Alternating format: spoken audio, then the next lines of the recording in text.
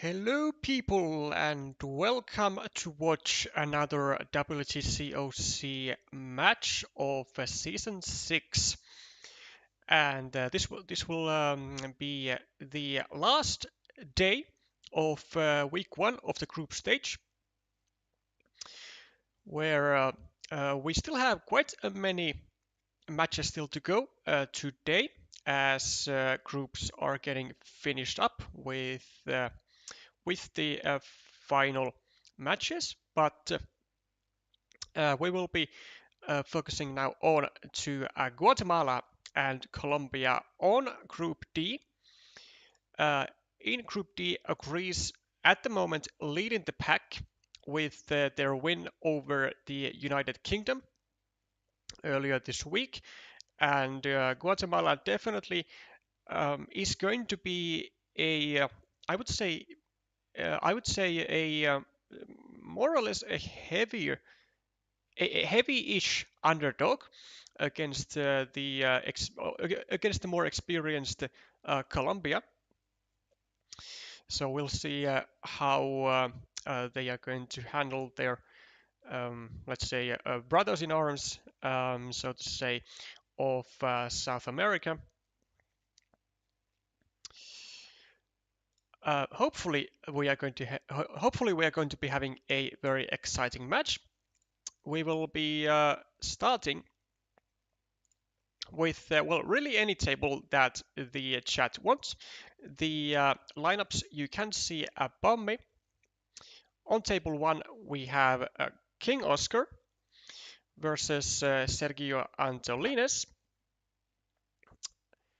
with the screen name Dreamcat. We have dohkogt versus EXT. That's Esteban Rojas. Then on table 3, Kokileva with the screen name Leykos, who arguably is the strongest Guatemalan player as of today. And he'll go up against yhulio, that's Julio Villegas. Then Ilushions Santos versus Thomas Rojas, that's TRojasHenao by his screen name, and Ilushions, of course, being Ilushions Santos. And then finally on table 5, Chini GT versus Salvador Gutierrez with the screen name Salva3XZ. So, as said, if you want to see a specific duel, then do let me know in the chat, and we will make your wishes come true as best as possible.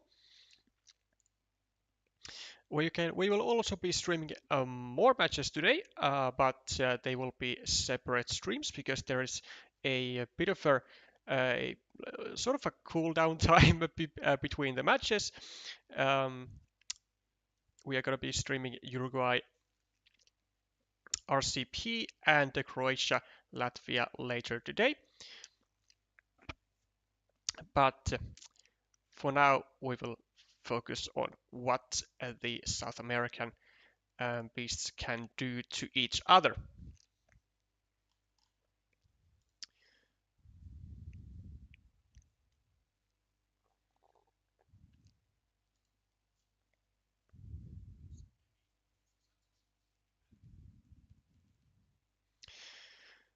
And well, if there will be no suggestions for specific duels, then we shall give the stage to Chini GT versus Salvador Gutierrez, and we will work our way up from there.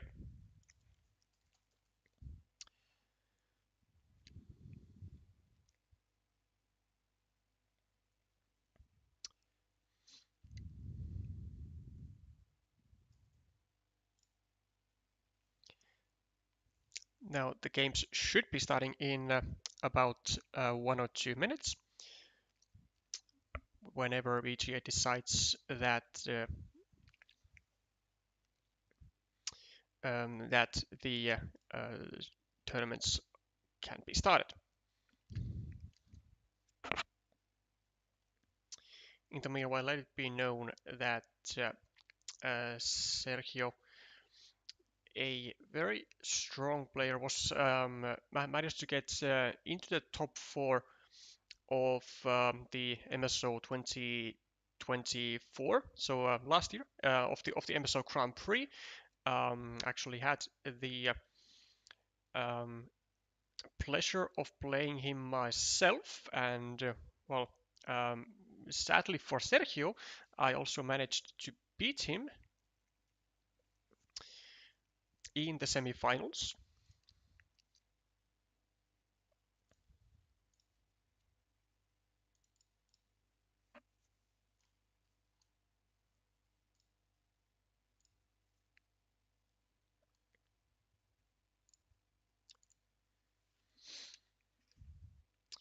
On our way we go. Chini is the starting player, and as per usual, I do remind you that due to the BGA tournament system, the starting player is going to be random for every single game. There is not necessarily going to be any turn taking in that sense. 50 minutes per player, and Genie already burning a minute of his time with in exchanging the early game pleasantries with his opponents. First points for Salvador, and Genie gets a road for himself as well as starts a city. And now we are going to try and make a 6-point loop road here. Very standard stuff, although not. I want to say not specifically a standard curve in the beginning. Usually the curve is pointed upwards, but looks to be working fine for Genie at the moment. Yeah, I do have to say that this is a bit of a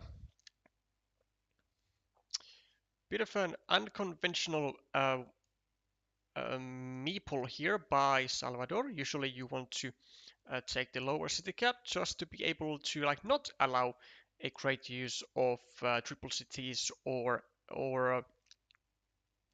Doritos, but in this instance Salva decided that he didn't want to leave an empty city cap lying around, and well, he did get an attack going on immediately after, so it is so far going according to his plans, but there is now quite a lot of pressure being being asserted on the spot with Salva's monastery and the 1-point city. Does the disaster is not hitting just yet, but even if he would be getting restricted to a dagger, there are still 3 of those remaining, so it's not the end of the world, but it would be very, very, I would say, an unfortunate spot to be in. And just in time, as Ginny was about to finish up his 4-point city and drop a farmer also, there is a restriction being made by Salvador, and it totally pays off. Now, this one I'm not so sure about, because a lot of things could happen on the square still, even though it is now slightly safer.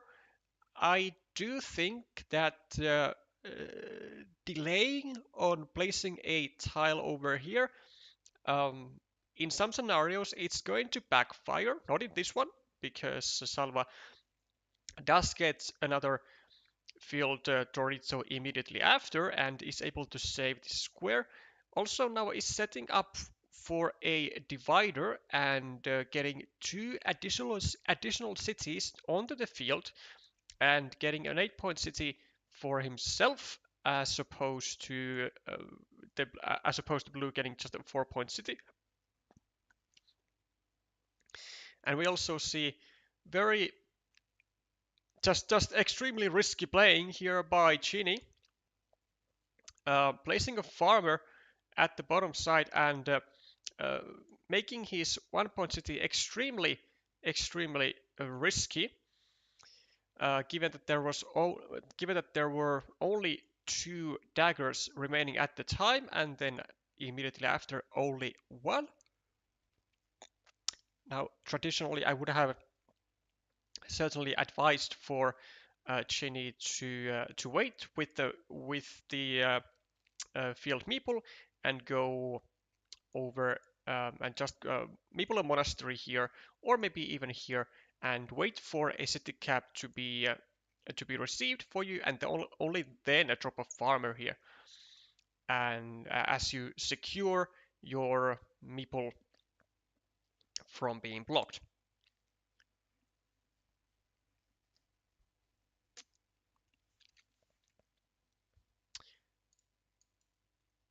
Chini with some more unconventional moves here, really focusing on going for a block here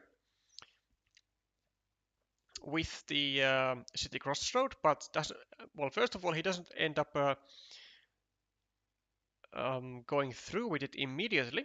Instead, he unites the cities together and prevents the divider being an issue. But in the process, he does kind of let go of his only chance of actually, finishing up the blocking of this city of the monastery, and Salvador does take advantage of it and restricts the monastery to a road monastery, which there are still 2 remaining. So this is just a fabulous spot really for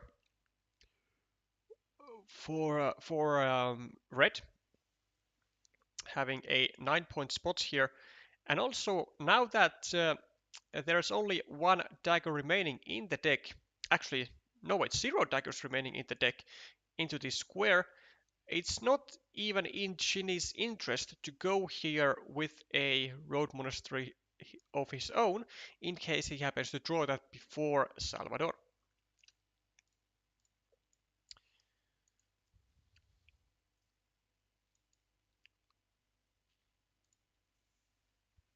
Well, a dagger is drawn, the final dagger actually of the game. There are now no daggers to any direction left anymore. So Chinny does save his meeple, but unfortunately his other meeple is getting permanently blocked to a triple city with a road, as there are no more of those remaining in the deck. And the situation of Chinny is just looking really bad here. I mean, Salva is even gonna go over here, or should be going over here, to try and block even these 2 meeples entirely, either with a future triple city or with a Dorito over here. Oh no. This is really quite horrendous, I have to say. It really is quite bad. Because first of all, Ginny has 2 meeples waiting to be just, redeemed here, or retrieved is a better word for that. And we had a perfect opportunity to tie those meeples together and to have multiple options of blocking both of those meeples, either with a Dorito, with a triple city, or then just go over here and restrict this square to a triple city with a road. But that is now not going to happen. Also, Ginny taking up this 4-point ruin is something that I heavily would advise against, because this, first of all, this will never be completed because there are no daggers remaining, and secondly, you have a major field battle going on, and you are going to need extra meeples for that. And given that you already have one meeple trapped, now two meeples trapped, and your opponent has one, it's usually going to be the player with the more meeples that's going to win a field fight, and in this case, it's going to be Salvador.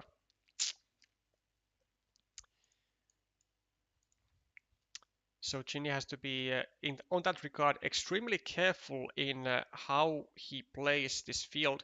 Well, he has one Road Dorito to go into the square, which would bring him, I think, 10 points. Yeah, 10 points, and would get a relatively nice lead on the scoreboard, and would get him to equal amount of meeples, and then he would actually be able to really fight for the field on equal terms, really. But it is really easily blocked. So what Shinny should be doing is to go over here and actually make the block of this square completely impossible. Like, just go here, because there are no daggers remaining. There are no triple cities with road, and really the only blocking tile that Salvador has is the road triangle, which is the last of its kind anyway. But now it's just going to be a really easy block for Salvador, and his position in the game just turned from from very much decent to almost winning. Not really on the spot, but he really isn't far away from winning, because he has equal points on the scoreboard.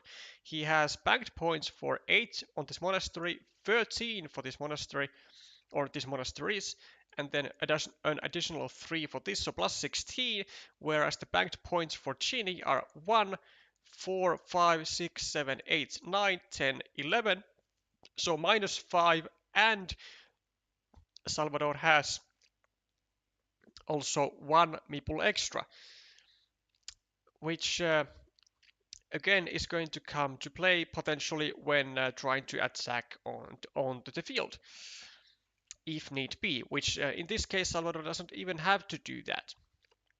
I mean, he can just focus on taking points. I mean, this is totally unnecessary, and this is actually a recipe for disaster, because this meeple can block it immediately. Ginny can go over here because there are no. Oh no! No! No! No! No! No! No! No! No! No! No! No! No! A huge mistake. Huge mistake from Ginny. What you have when you are even considering a block, you have to take you have to take into consideration a few factors. One, to what tile you want to block your opponent to. One, how important is this block? And 3, can you afford making the block? Well, first of all, can we afford making the block? Yes, we absolutely can, because we have to, or had to, try and prevent the connection to this field. Secondly, to what tile do I want to block? Now, Ginny decided that he wants to block towards a starting tile, but upon doing so, he is not seemingly aware of what tiles Salva can actually use for the connection. So before this block, Salvador was able to use straight roads, starting tiles, and field crossroads, but those are with the condition that they actually exist in the game. And as we can see, 1, 2, 3, 4 field crossroads are already out. So by going over here, this would be an immediate block, whereas this left Salvador with 2 starting tiles still to connect to the field, which miraculously actually Chini pulls off his 25% chance of drawing both of those tiles, and thus is going to deny the connection to the field, which might actually save the entire game in favor of Chini. It just might do that. Now, pulling these starting tiles also means that the city of Salvador here is also trapped for the remainder of the game, because there are no more starting tiles remaining, and nothing else but a starting tile would have gone onto the square.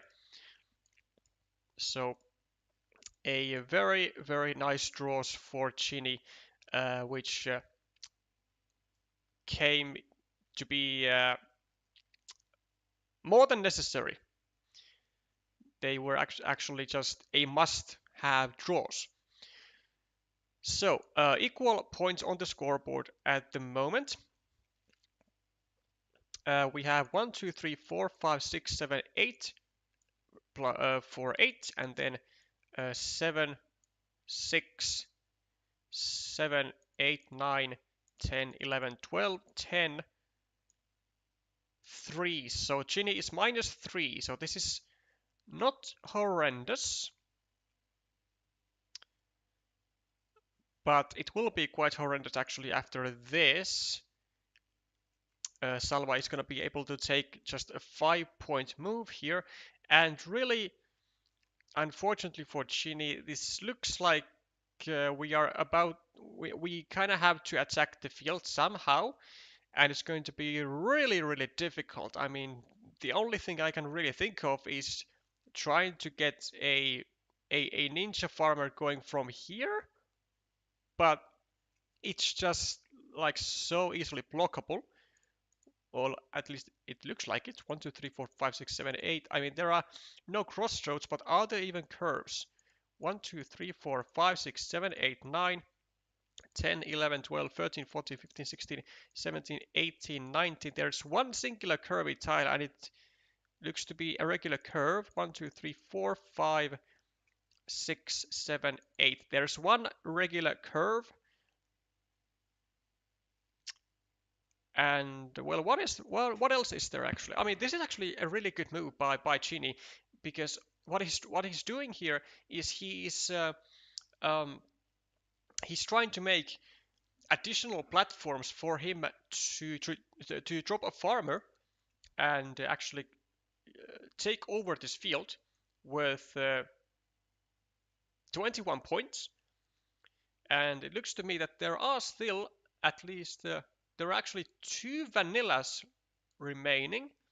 So for example, we could go here with a straight road, drop a farmer, and connect through one of those vanillas, or through a tube divider here.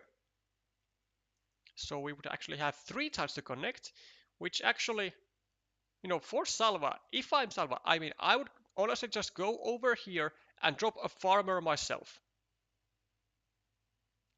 because there are just so many tiles to connect. Chini discarding a monastery because there is really nothing we can do with it. We really have to attack on the field. Salva immediately would have gotten one of those outs to connect to the field. Instead, just takes 1 point. And Chini also taking a couple extra points. Now there's going to be one regular curve, there's going to be 1 vanilla, and there's going to be something else. 1, 2, 3, 4, 5, 6. Wait. 1, 2, 3, 4, 5, 6, 7, and a straight road, which means that Chini should be hoping to get specifically a curve or actually, yeah, if he gets a curve, then Chini's potentially winning move is to go here, which is, I mean, this is just a fabulous move by Salva actually. He takes away the only possibility for Chini to join the field and thus just wins the game on the spot. This is a fabulous move, really, because there were indeed no possible, not a single other possibility for Chini to join the field with if he gets the curve as his penultimate tile like he did. Now if Chini had gotten a straight road, which is the one that he has in hand right now, then he could have gone over here and for actually an unblockable connection to the field and hoping to get the curve on his final move. But that doesn't happen. And somewhat unfortunate for Chini to actually not get an an attacking tile to drop his final meeple onto the field and try to connect to the main field and thus win the game. But I mean, he did make a series of quite, you know, honestly just bad moves during the game. Well, first of all, this just taking this city or this ruin, then blocking like this, going here with the preemptive farmer and not. Wait, was there really nothing better but a 1 point move for Salva? Wow. Okay. Well, this is not the not the most usual uh, the final move that you could have, but sometimes you just really can't get more than 1 point, and it is the case here. Now Chini is actually not going to be losing by much, just like what 5 points, but unfortunately, that is enough to that is all that is needed for Salvador to take this first game home.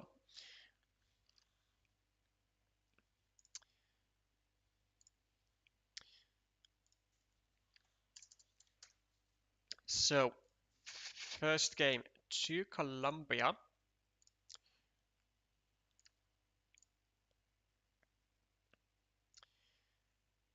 And let's actually do some switcheroos here. Let's see how Illusion Santos is doing. Looks like he's not even playing. We might have a no-show. We might have a no-show. I'm not sure what has happened here. So is it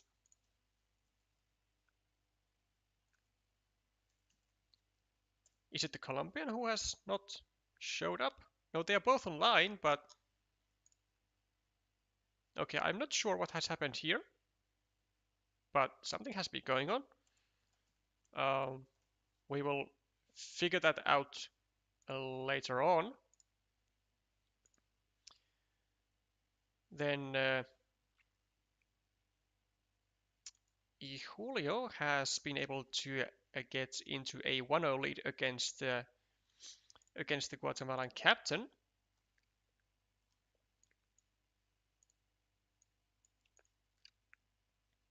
So let's see how the second game is gonna go down. Is it gonna go more in a Guatemalan way?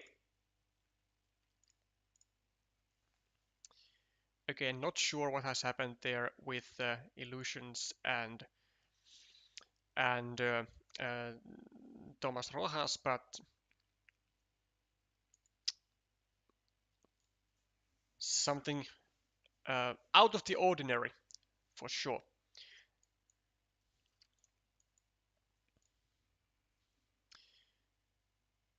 So a long road for Julio.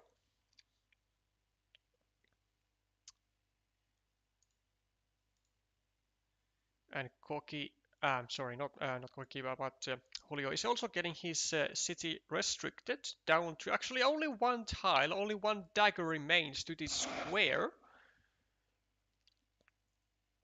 and this is extremely picky actually um, from the Guatemalan captain.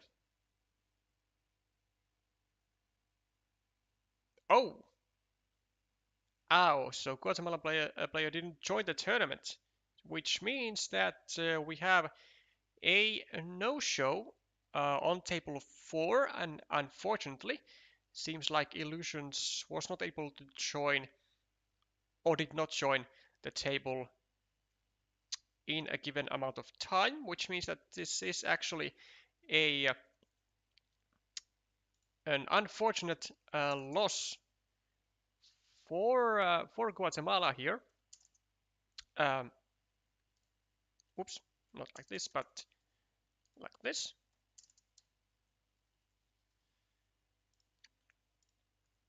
Certainly something that really no one would like to happen for themselves.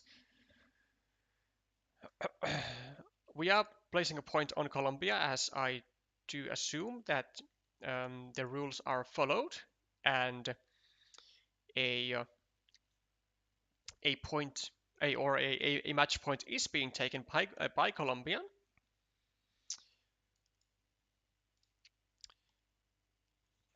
In the meanwhile, we have just Koki using even a second road monastery to block the city of Julio here for good.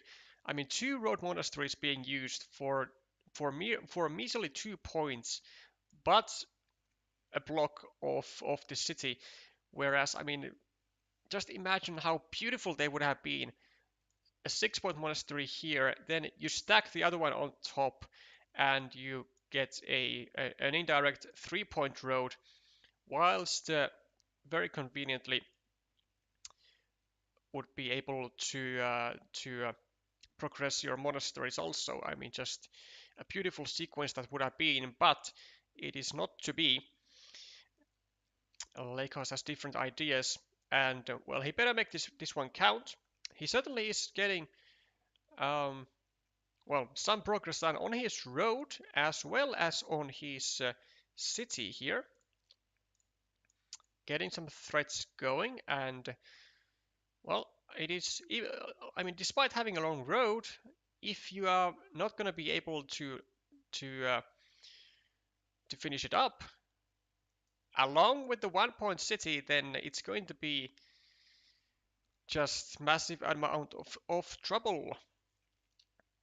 And there is now only one tile indeed to fit into this square. And you know, given I was about to say that given that Koki was supposedly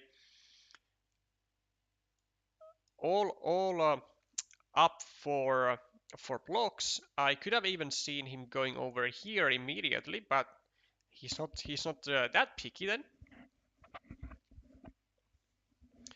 Just taking the 3 points, and also was saving his city here. Now it is a tempting spot to go here with a divider, but not sure if that is worth it because of the large number of attacking platforms onto this city slash ruin, which actually it's actually a shared city, not a city of Julio's. I had missed this one red meeple here.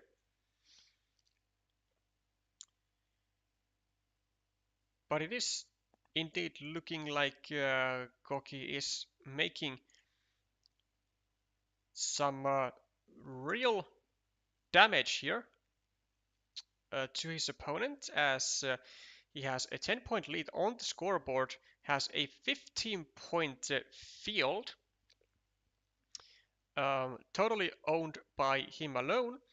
Then he has a potential, 9-point field, even in in the scenario that Julio manages to get this final dagger, has a 7-point monastery, and is attacking this large ruin slash city, and like just Goki has a complete and total control of this game at the moment. And also getting the crucial dagger, I mean, this is just going to be just lights out entirely. It's going to be sealing the game for sure with the 8-point city, and with another 3 points added to the field, denying also the return of these 2 meeples into Julio's hand. This is a bit excessive, going for a second farmer here, given that there are no daggers to fit into the square anymore. Would have been much better to simply take 4 points on the road, where that was now left to Julio. We are trying to set up a new tournament for 2 of the duels. I see. Okay, so potentially not gonna be taking those free wins,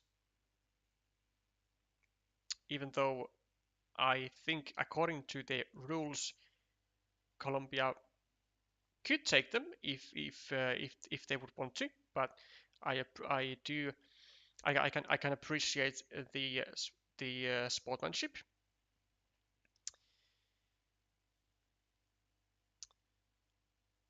Julio actually using tiles on the shared feature, even though it is getting attacked too.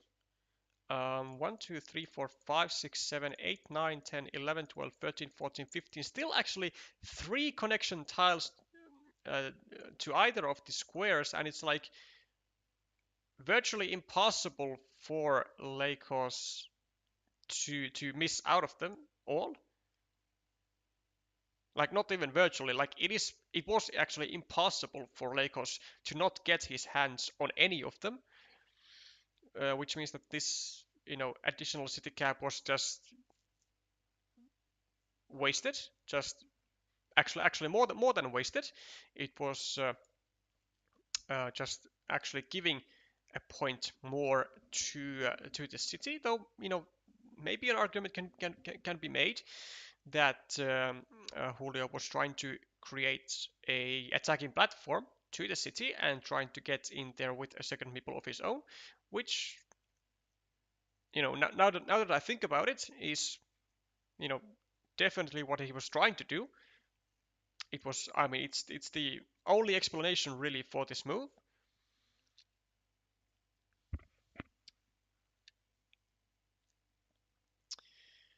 But Leykos does not allow the second meeple of Julio there.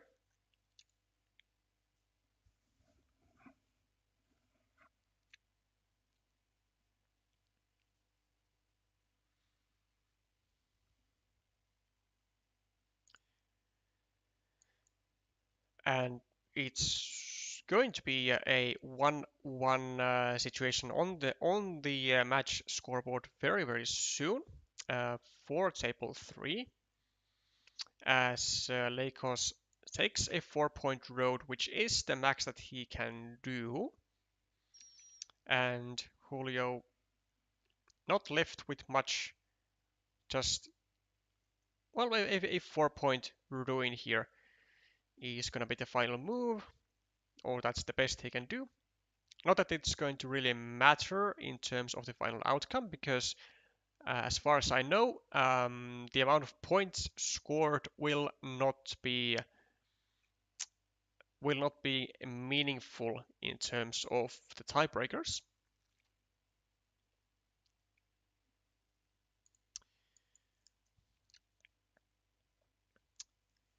So a pretty Yeah, I'd say a pretty one-sided match here uh, for for the Guatemalan player. Or not a one-sided match, but one-sided game. As Leykos is going to be winning by almost 30 points or so.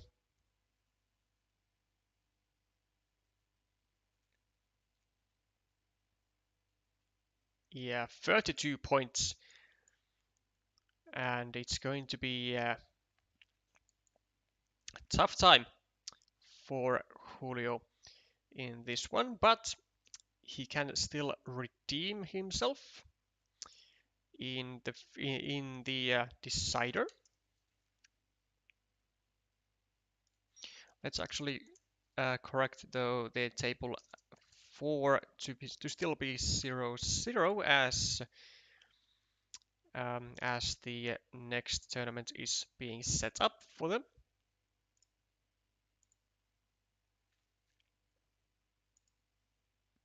And we could actually stick with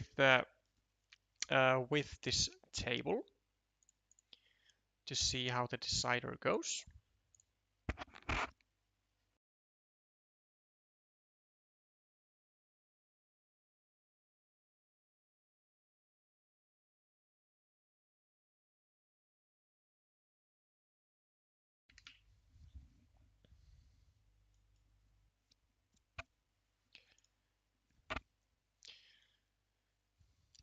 So early monastery for Koki and some okay, um, some early city building with a with a very early farmer, which I heavily dislike. There was no reason really to wow. There was absolutely no reason to place a farmer this fast, or even a second farmer this fast, because now, I mean, Koki is really just trying to uh, to capitalize on like this single feature potentially. Uh, there was a threat, a big threat of his monastery getting oh oh my god, wow. Oh, I mean there is definitely spice in this game. There is spice in this one. As Koki drops even a third farmer, anticipating this tile to be gotten either by him or by Julio, and Julio indeed does get the dagger and takes those 8 points. I think rightfully so, because you just never want to leave a 75%er for your opponent to get those to get those points. But oh my, 3 meeples as early as like what 10 tiles into the game or something is that's insane. Welcome, Horim. Nice to see you cheering for your fellow Latin Americans.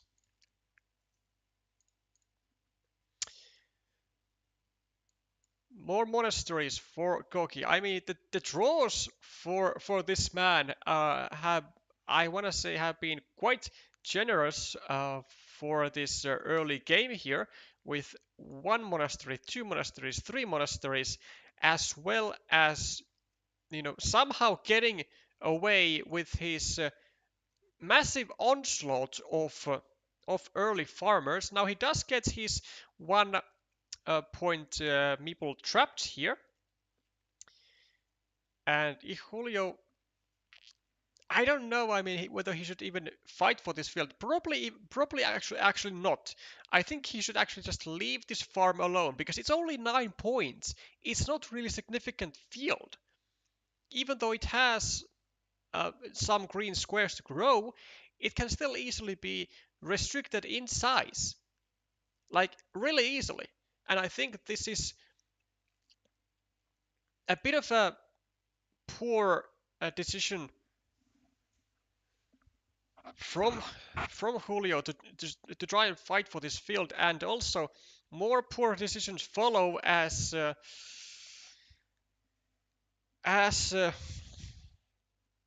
Julio decides to turn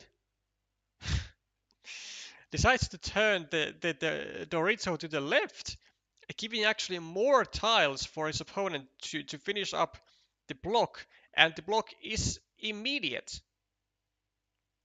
So actually, from a totally decent position that Julio had just a second ago, he places a farmer, misrotates a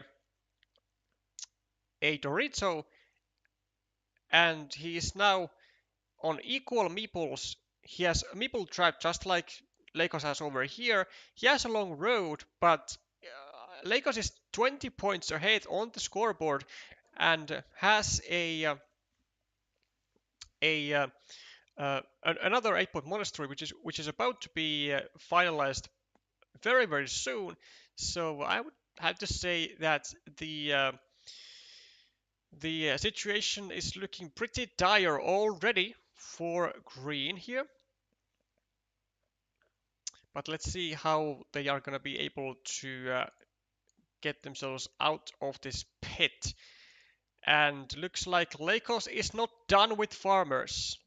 He is not done with farmers. He goes for a fourth farmer to a 12-point field. I mean, 4 farmers for a 12-point field is insane. With 30 tiles remaining in the game still. I mean, just think of this for a second. Koki has invested 4 farmers on a field of 12 points. When he has a 1-point meeple trapped here, I mean, this is... I don't know what to say, man. And oh my lord, as Julio makes yet another, I have to say, a pretty poor move, as he starts an 8-point city, sure, but he also creates an empty 6-point city, and these are going to be 2 additional cities that are going to be lying down on this field, to which Leykos is attacking with 4 farmers, when Julio has only 2. And Leykos is definitely much more likely in the long run to win this field compared to his opponent. This is just... I mean, this is just disgusting to look at. And like, both players have played like 2/3 of the game, and Leykos has only used 2.5 minutes, and Julio 5 minutes, which, I mean, to me, it kind of tells everything I need to know. That there could be a lot more thought to have been put into these moves than we have seen now. Leykos definitely just enjoying the best life at the moment. Like, look at his situation, plus 28 on the scoreboard. He's leading 3-2, potentially soon 4-2, a field of 18 points. He was successfully also able to block this attack immediately. And there's the 4th meeple. So 28, 46, 47, 1, 2, 3, 4, 5, 6, 7, 40, 38. Like, almost a 30-point lead for Leykos. And with equal meeples and very, very little threats for Julio. I mean, all he's doing is just taking some quick points here, but like, he is 30 points behind. He just doesn't have even enough tiles to catch up, even if he would be taking quick points with every single turn of in this rest of the game. This is just insane.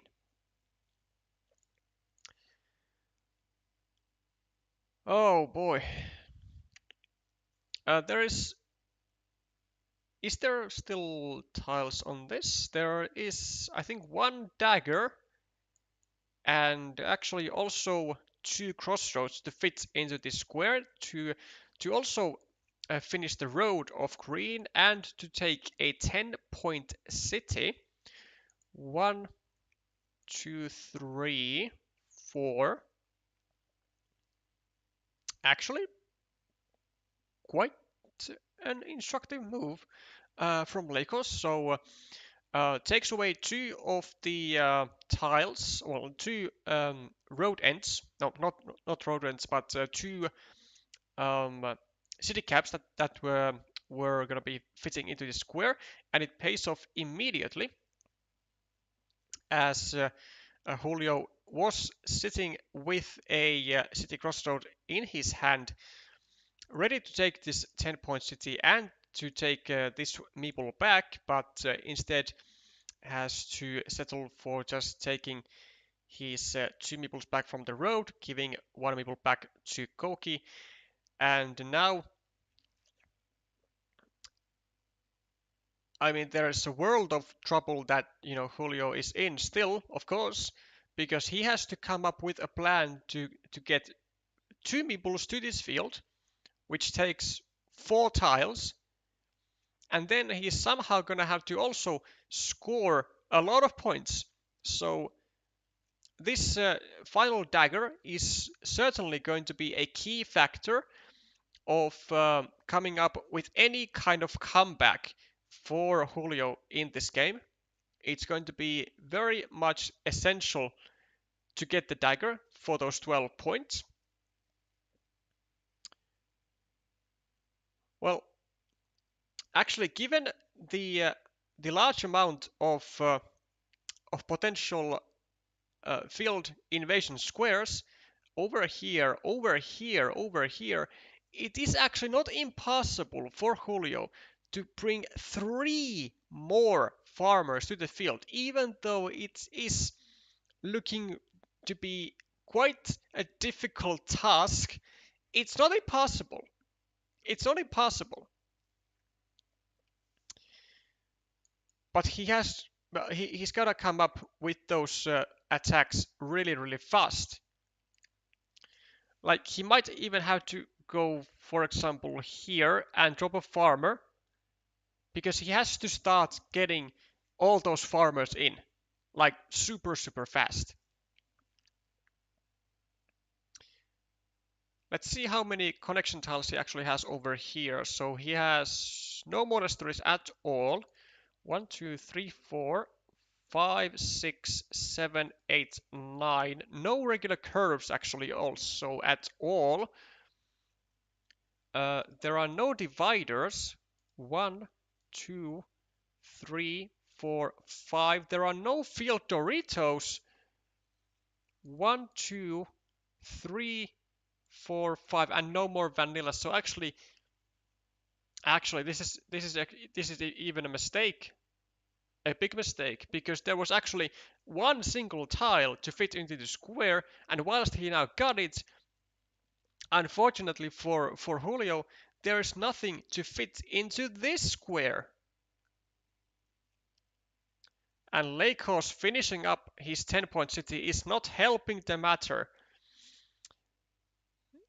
Now, as Julio, we do have to go over here. We will get our 4th farmer in, potentially, because there is still at least a dagger to fit into the square, and maybe some other road tiles as well. 1, 2, 3, 4, 5, 6, 7, 8. No regular straight roads. 1, 2. Oh, but there are 2 field crossroads. Oh, no, no, no, no, no, no, no, no, no, no, no, no, no. Yai. That is the end of that. That is the end of that.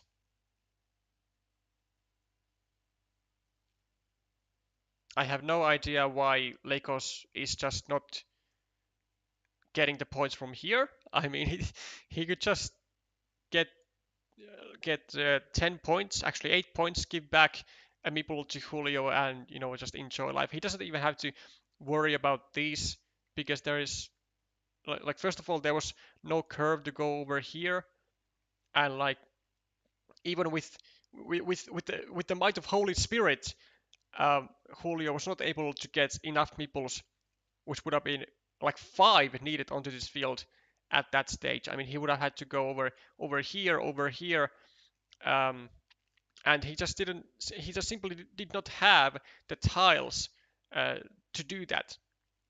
Like he had like enough tiles, but not the right kind of tiles. And like Leykos, I mean, just this was just a really true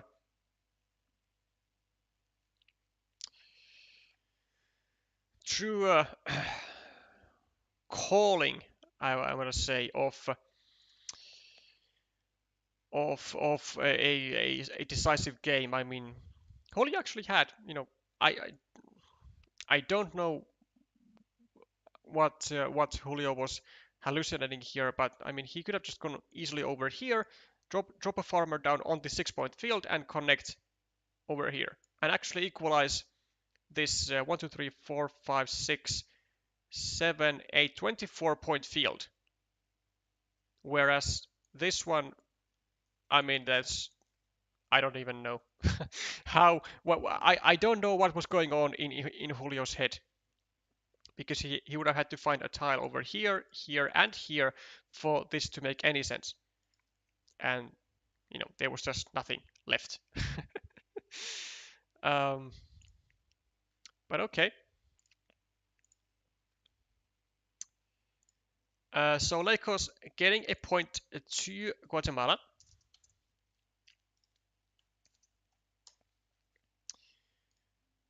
And then let's take a look at the other tables again. Let's first take a look at table number 5 with Chini, where we have a decider going on. Chini was able to get a game from Salvador Gutierrez. And now 3 tiles remaining in game number 3.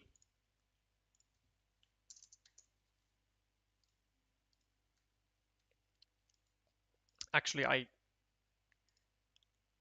I would actually be quite surprised if Guatemala manages to win this match, which after Koki's win and with Shinny getting into a decider and seemingly actually not doing so bad here, looks to be like he might actually bring this home. Though let's see, there's a lot of fields. So Ginny +3 at the moment on the scoreboard, +8, +1, +7, +14, +16, 1, 2, +10,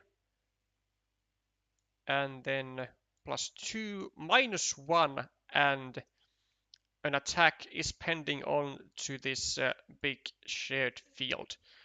So -1 for Chini, and now deciding on whether to meeple this.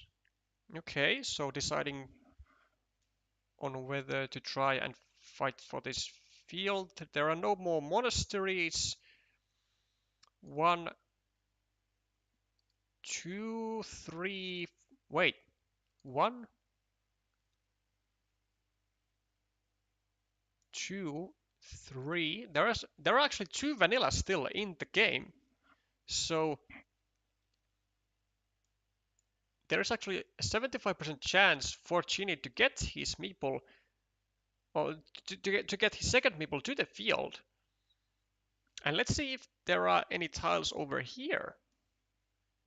1, 2, 3, 4, 5, 6, 7, 8, 9. No curves. 1, 2, 3, 4, 5, 6, 7. One straight road, I think.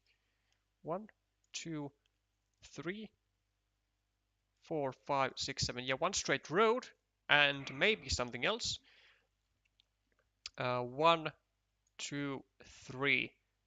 Looks to be like a field crossroad is still in the game. So 2 vanillas, a straight road, and a field crossroad, which means that it's totally possible for Ginny to win this game. If Ginny places a farmer over here, then Salva gets a then Salvador gets a gets one of the vanillas. Then he can't connect. Then Ginny first gets either a straight road or a crossroad. Puts it over here with either tile, and then on his final tile, Ginny gets the second vanilla and connects. That's 1, 2. Yeah, he now goes there. And is this really happening? Is this happening?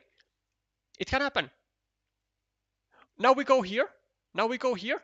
Now we go here. Please, Ginny, you can do this. You can do this. This is. Oh, no, no, no, no. Oh.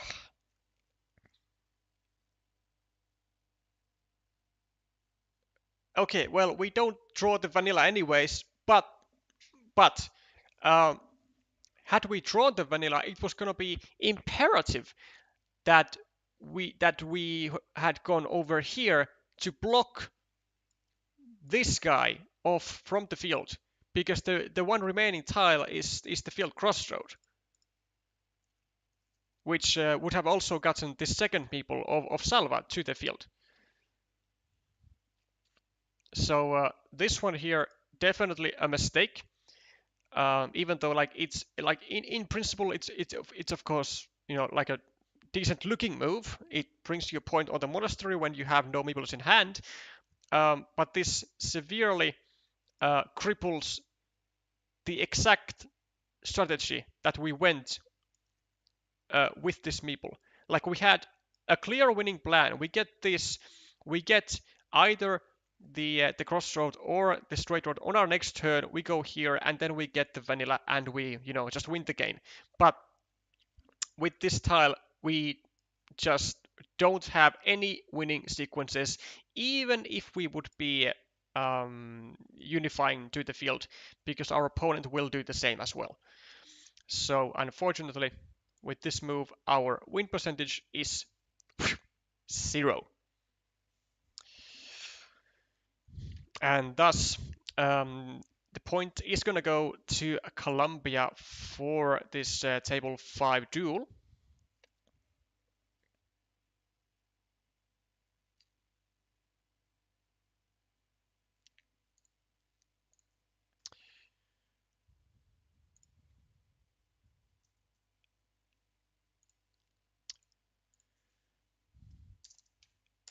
And that should get Colombia's engine running.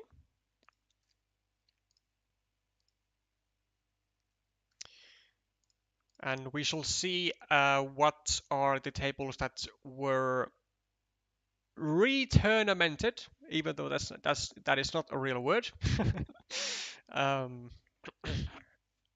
But yeah, we'll see at what stage the other tables are at. Yeah, we can see a loss for Chini as expected. So let's take a look at King Oscar and Sergio Antolines, where Drumcat seemingly has taken a 2-0 win. A clean one of that.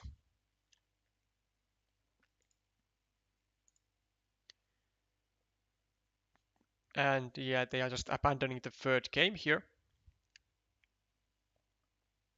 And yeah, the Guatemalan captain Leykos should um, notify King Oscar to actually come back online and finish up abandoning the game, so both players can get rid of the tournament. So an expected Colombian win on table number 1. And then let's see how tables 2 and 4 are doing, perhaps with their newly created tournaments.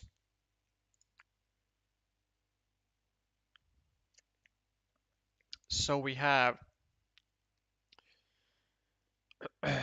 Esteban Rojas taking a win in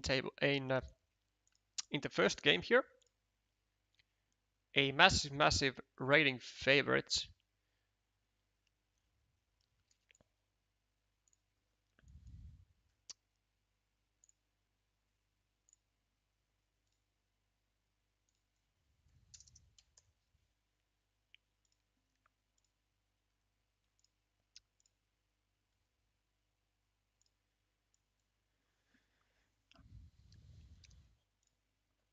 And so 11 points for 6, and we have a quite difficult looking situation for green here. Only one tile to fit into this square, and they are attacking these very small 3-point feature roads, which is really not the way to go here. This is not really worth attacking when you only have 2 meeples. I mean, a 3-point road is worth attacking in very specific scenarios. One is when you are at the very start of the game, when you have like only maybe like 5 tiles gone, or another one is when your opponent just like doesn't have meeples and you want to equalize every possible feature to keep your opponent out of meeples as long as possible. But this is not one of those scenarios. This is one of those scenarios where you are basically just wasting a meeple for 3 points, which is insignificant. Also, we should be with this tile, we should be just unifying the roads here because we cannot complete this city. But I don't think Dohko actually knows that. I don't think he knows that.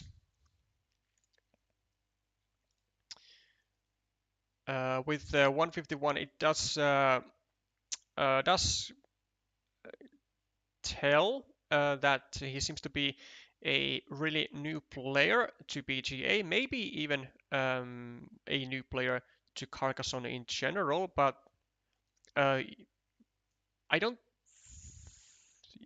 Yeah, I'm sure he might be a fairly new player to Carcassonne in general, but at least to BGA he certainly is.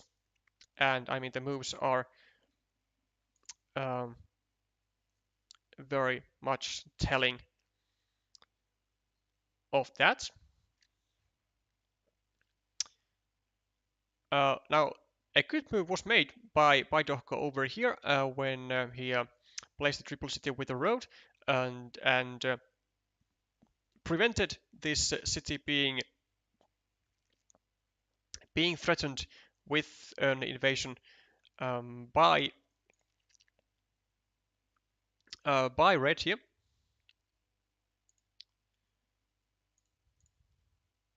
Now, unfortunately, he did do that with a quick point tile, but it's not, it's not even really a mistake here. It's just like a really a really uncomfortable move to make because you can't score quick because you are using a quick point tile on a shared feature, but this still does hold a lot of merits. as a move in general. So, Dohko with one meeple. I mean, I wouldn't really say you can really even blame if he just goes over here and starts a city. Maybe even here attacks the city, though that would be very very risky. Instead, going just here, leaving a couple empty city caps, which is actually quite a good maneuver at this stage. It's actually a really good one because it's going to lay down a potential field for green specifically in case they get their hands on this final dagger here. So it might indeed pay off big time. Now we should not be meeple in the field here. We should be just let this be, which is exactly what Dohko does. And now we can get an 8-point monastery, which is really, really nice looking.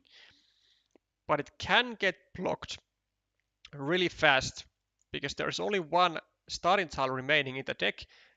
And oh my god, and any triple city, quad city, or Dorito would be able to set up that block. And a block indeed does happen, though still that one dagger, that one starting tile still remains, so all is not lost here.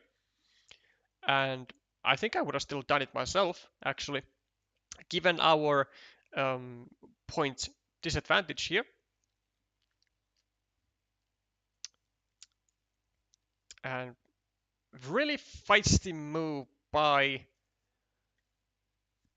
Esteban here with the field Dorito, looking to make a full block on the square, but at the same time they are also making their own city vulnerable to potentially being blocked completely quite soon even.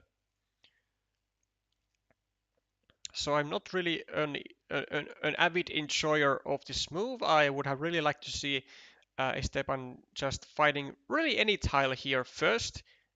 Even like a Road Dorito, even though actually Road Doritos don't exist anymore.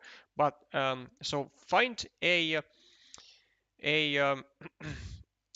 city cap here first and meeple the field, and then you have a platform to completely block the monastery with tempo.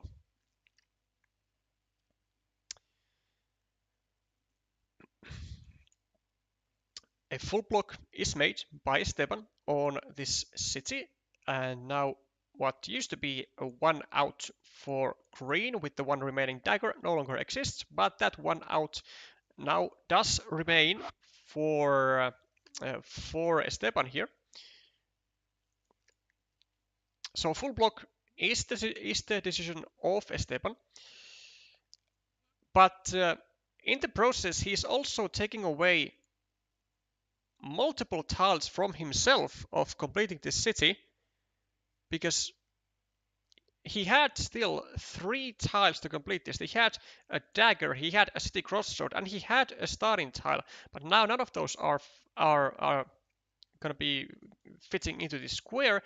And to kind of get some extra pain going on, there are no Road Doritos in the deck anymore. There are all five are on the board, and there's actually only one triple city with a road. So this move is very near of self-blocking the city of red himself, which is really not something that I was expecting to see. Even though Esteban has the large point advantage, I mean, still, there was so much potential still in keeping the city alive. Also, he's not considered at all Yeah, he's not at all worried about the city. He just took 4 points instead of even trying to make the save, which would have been in vain, seemingly, as Green gets the triple city with the road. And if you're Esteban, I mean, yeah, I mean, I think you're making the right decision here. Just keeping up the scoring now is the only thing that really matters. With a really ginormous scoreboard lead, and your opponent only having one meeple in hand, I have no idea why we're taking 2 points and not 3 points. Someone might explain to me someday, but until then, this move remains as a mystery.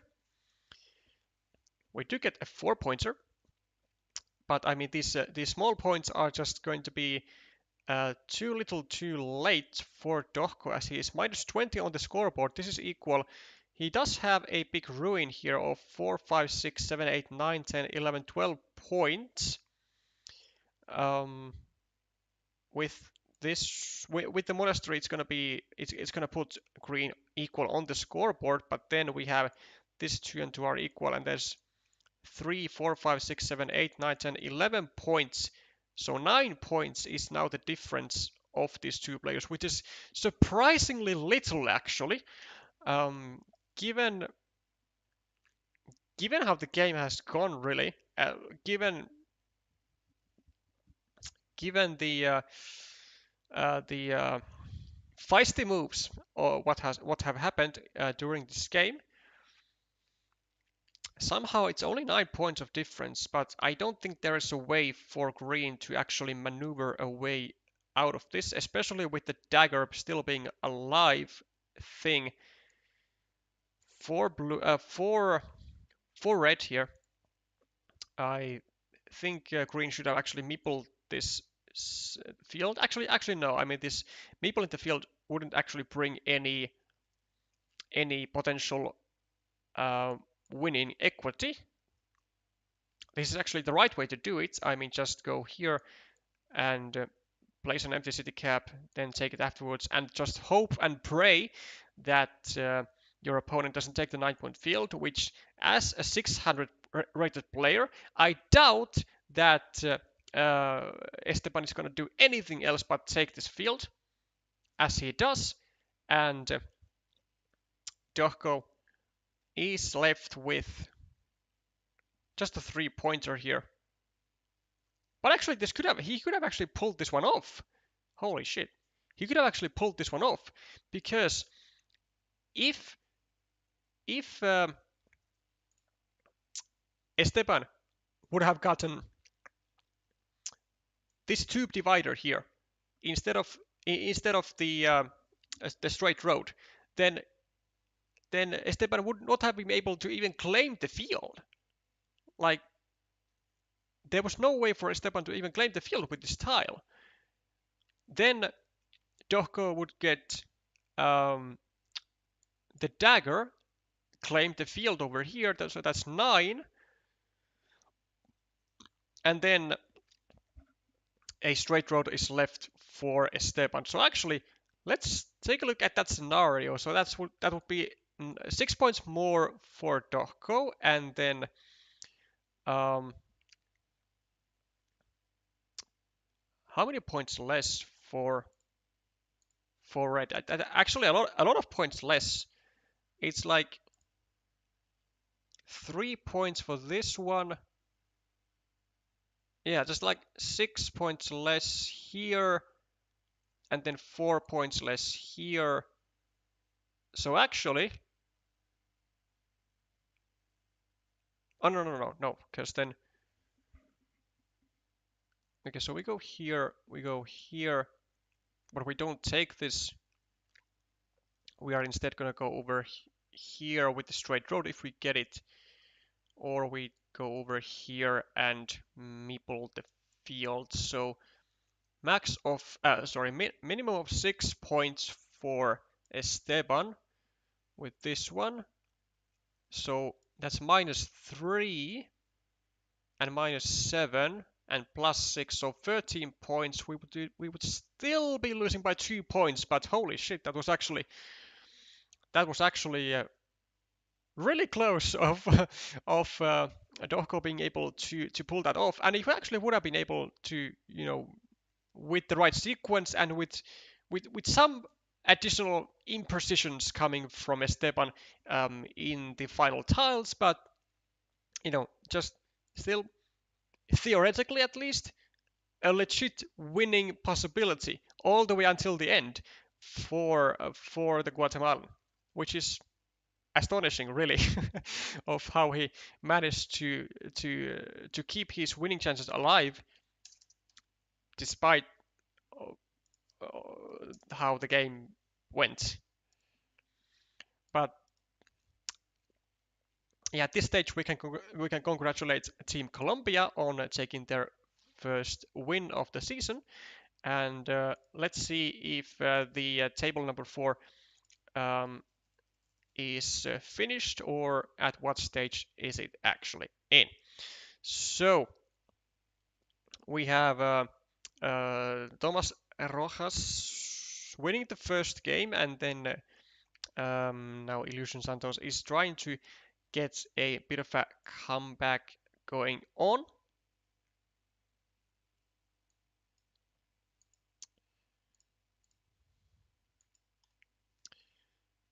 So currently 0-1 in favor of the Colombian.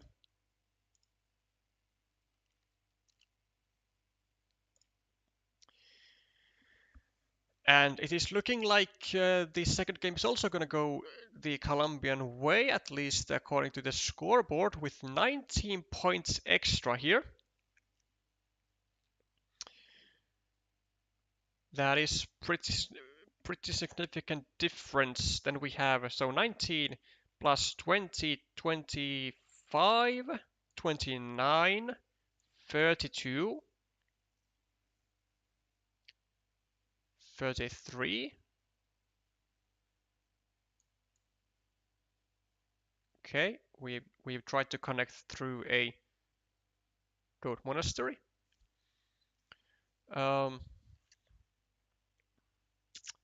So how big is this field really? So 27, 1, 2, 3, 4, 5, 6, 7. So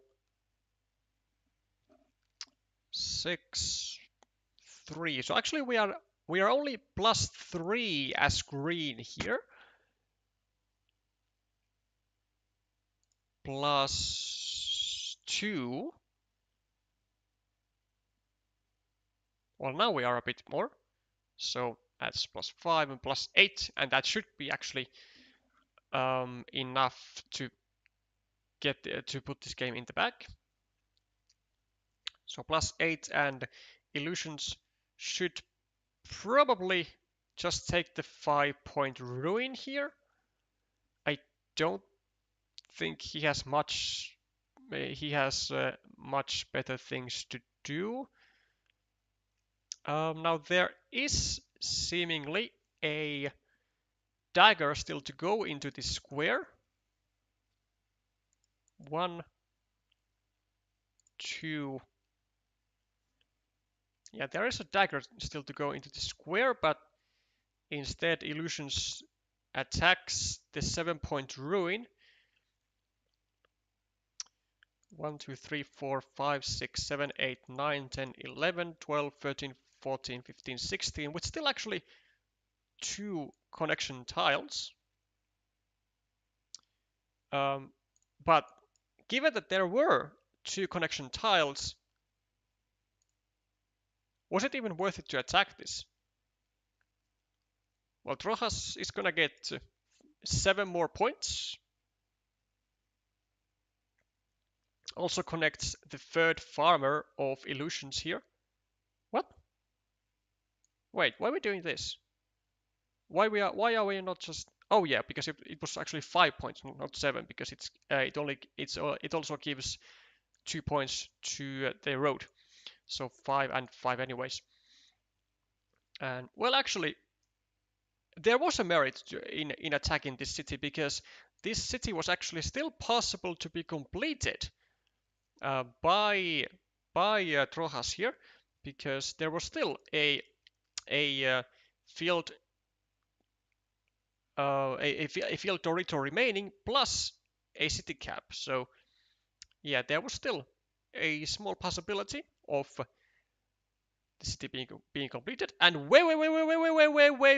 wait. What? Boy, have I miscounted something.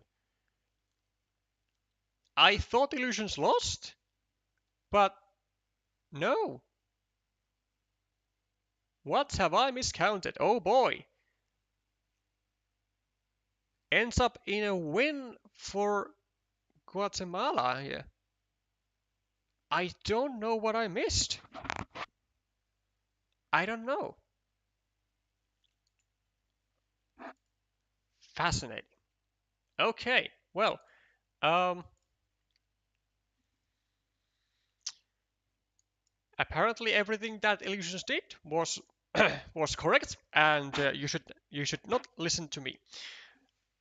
So, into a decider we hop as Illusion Santos gets a point against against Thomas Rojas, and it's gonna make this a tad bit more exciting. Now, it is worth to mention, of course, that every single game win does matter, because in case you end up on third place in your group, then those tiebreakers are going to be important uh, in order to try and still qualify for the playoffs, because two of the best third um, places of all groups will go to the playoffs. So, and one of the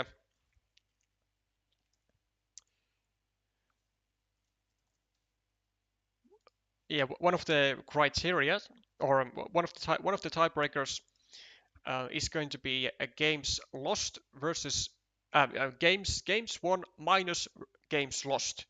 So the total tally.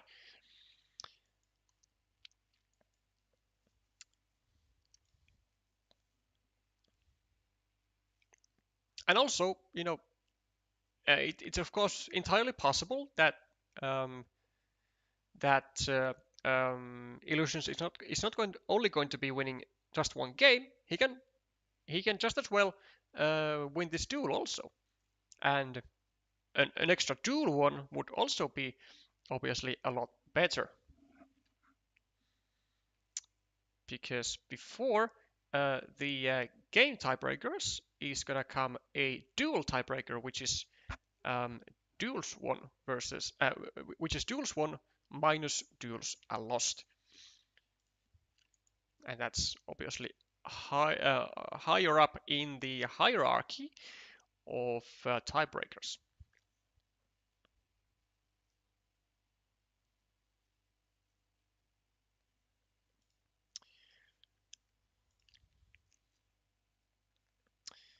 So, Thomas, starting a new city here in a decent spot. We are trying to set some additional pressure on this piece of city. Like, we could go over here and restrict it to a starting tile. Then we can go over here with a divider. We can maybe get out with an 8-point city and block this 2-point city. Like, there are still a number of possibilities that can happen. Or should I say a number of different realms even.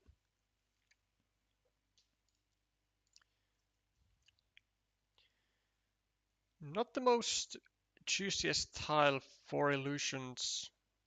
We can actually,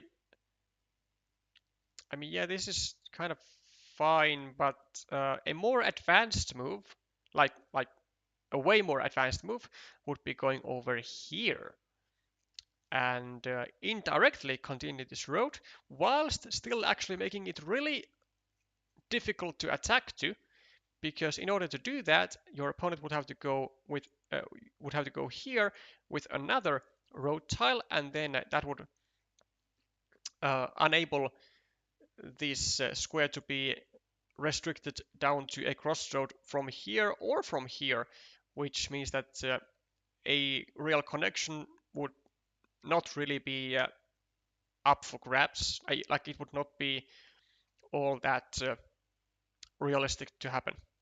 But yeah, this is on the 200 level of Illusions. This is a pretty standard move, just adding a point to your road. Now, unfortunately, it does come with the additional risk of potentially getting your road blocked, and we can see that there's only actually one tile that remains on the square.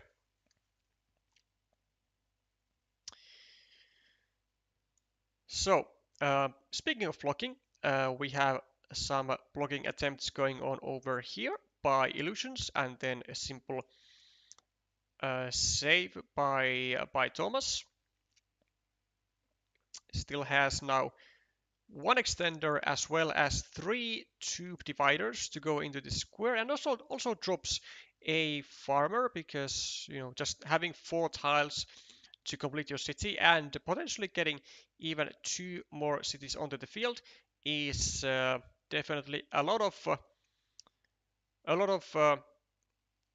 potential value, and it's very likely to happen that Thomas draws at least one of those 4 tiles. For Illusions, not a whole lot of strong moves. Yeah, this is totally fine. Just simply making a square next to your opponent's city to either harass it or attack it, depending on the situation. Another possibility could have maybe to go over here, like slightly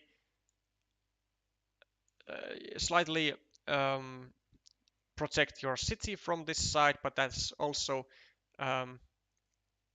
quite an advanced move, because it doesn't have like a direct it doesn't have a direct impact, so it's a bit more difficult to see the potential of that move.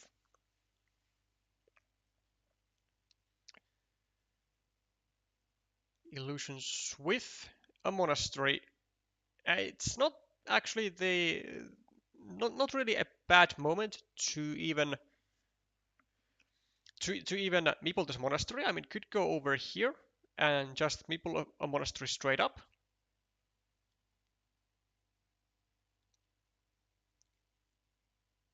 This is I mean that is fine.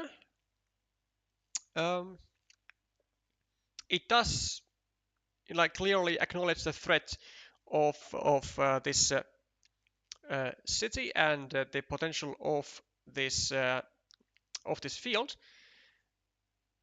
Now, what it unfortunately does is that it creates some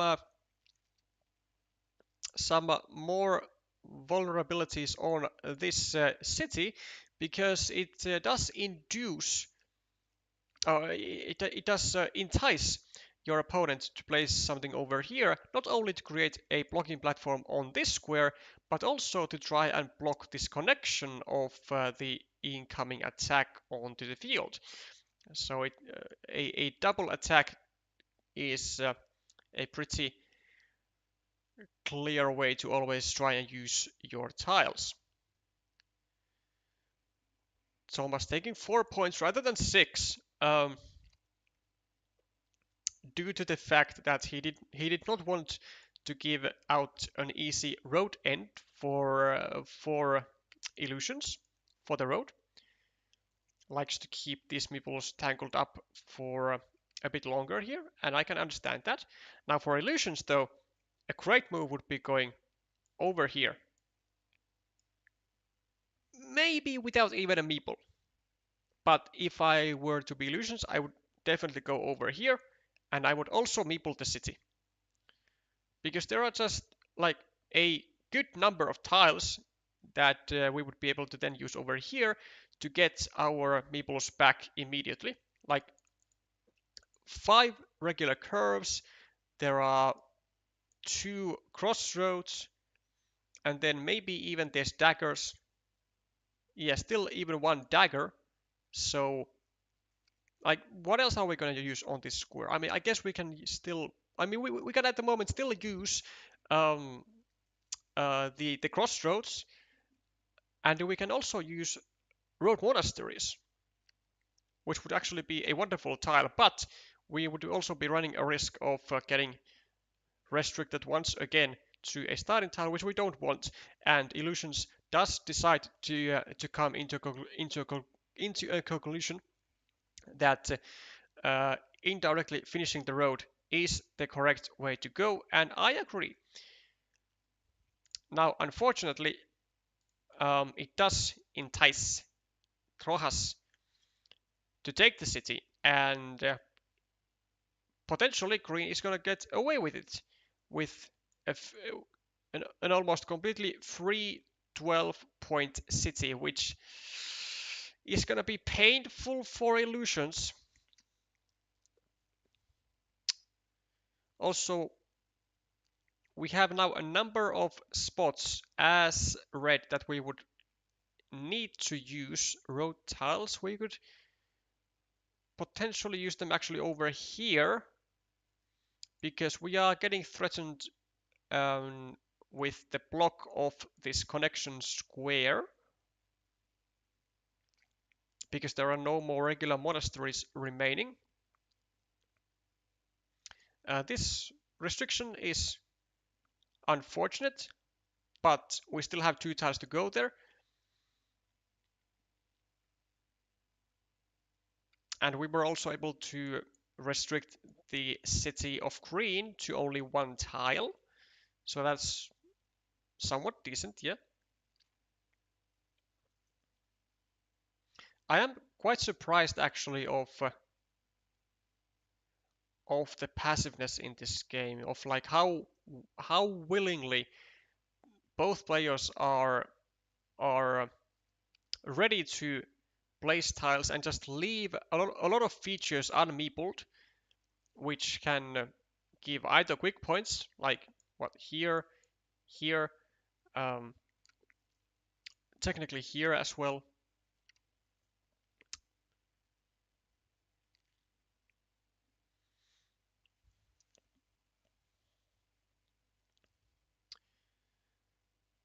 Now Ilushions does need to start getting some points on the scoreboard quite fast in order to try and get back into this game. One way to do so is, I mean, probably just going here. No. This is not the way. This is not the way because we will never be able to really get out. Uh, well, we will never be able to get out with the city on our own. So this is really just adding 2 points to a possibly even shared feature. And I mean, instead we just have a city of our own out there. I mean, we could just add those 2 points here. Even if this gets blocked, it still adds 2 points to us, right? And it adds them to a city which is not going to be, which is unlikely to be shared, or at least more unlikely to be shared in the end. Well, now we might have a chance in this game if we keep drawing the outs that Trojas needs, but still, I think we might be or not just think, we are in a pretty ugly scenario. We could still go maybe over here and try to set up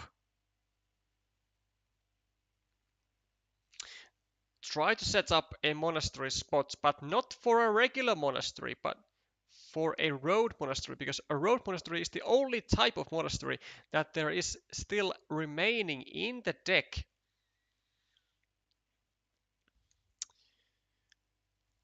And unfortunately,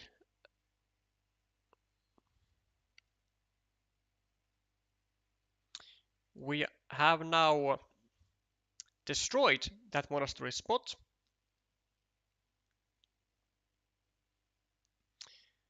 And also Trojas gets his final out.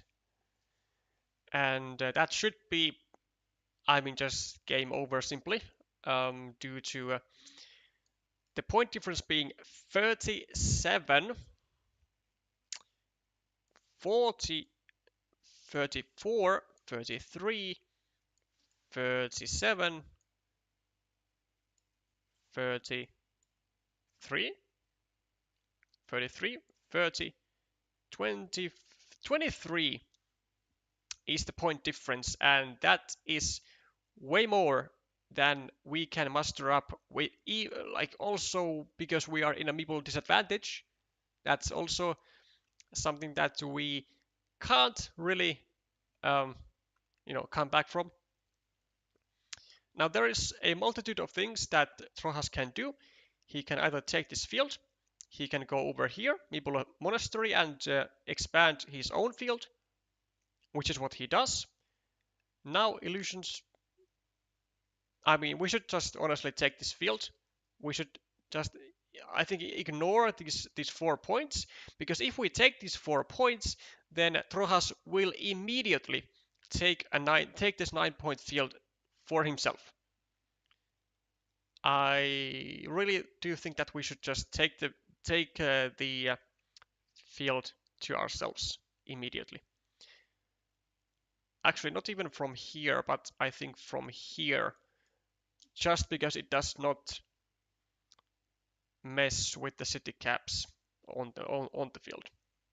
Though, are the city caps even remaining in the deck? 1, 2, 3, 4, 5, 6, 7, 8, 9, 10, 11, 12, 13, 14, 15, 16, 17, 18, 19, 20, 21. There were, 2 city caps remaining in the deck, so this is good. This is good. We take the field. Now, of course, it's only about points maximization here. We have no chances of winning here, but we can always try to be precise. We could actually even meeple this, but we don't. The reason why we could have meepled this is because we might be getting a meeple back from here, for example. Now we could be missing out on points with the cities right here, but I mean, this is 4 points, this is 4 points, so on just how much points would we be missing out on? Not much. Trojas will take a field. Oh, he goes in there. Okay. A bit of an imprecision, I think. Illusions should be going over here and join this 12-point field with the 6-point field, and also take these 2 road points. That is an 8-point move. That is the most that we can do.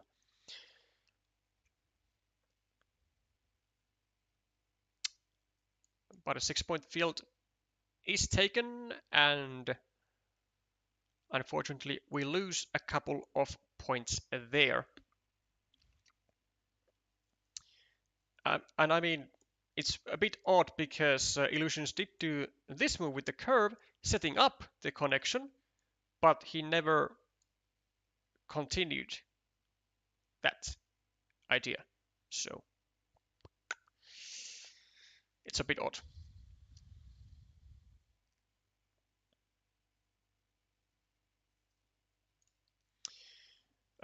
Quite a clear win for Colombia on table 4, and it's gonna place Colombia on 1-4 for the end of the match. A fairly expected win. Winning all tables except on table 3, where Kokileva was able to defeat Julio Villegas. And well, Koki indeed showed some, let's say, captain-like playstyle, at least in terms of the results. um, so, congratulations to Colombia on winning your opening match on week 1.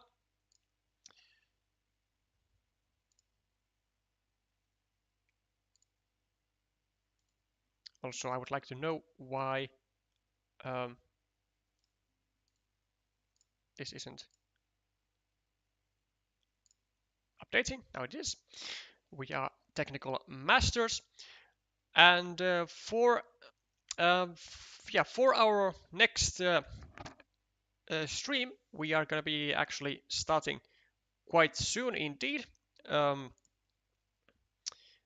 In just like 15 minutes, we have Uruguay versus RCP, and then later on with Croatia, Latvia. So this stream will be getting wrapped up right here, and we will continue with a new one in 15 minutes with Uruguay and RCP. So do tune in to that. For now, I shall thank you for joining on this stream, and thank you for staying all the way until the end. If you do enjoy this kind of content, then there is an easy way to support the channel by subscribing and liking. I will see you soon with some more Carcassonne content.